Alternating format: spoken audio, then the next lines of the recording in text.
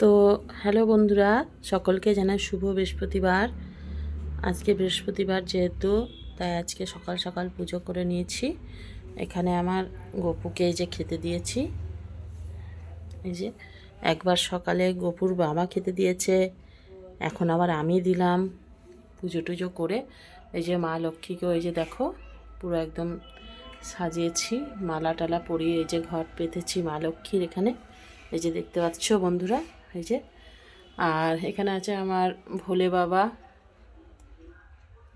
আছে আমার, নন্দী আছে।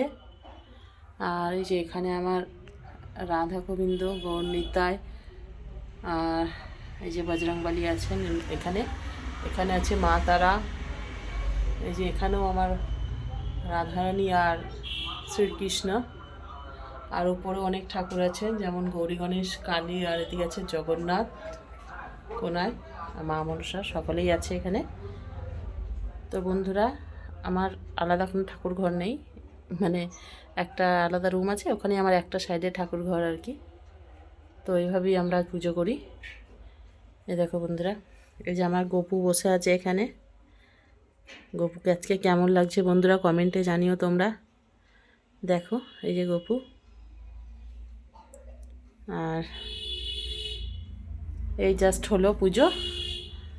তো শুভ দুপুর সকলকে বন্ধুরা। জয় শ্রীকৃষ্ণ, সকলে ভালো থেকো।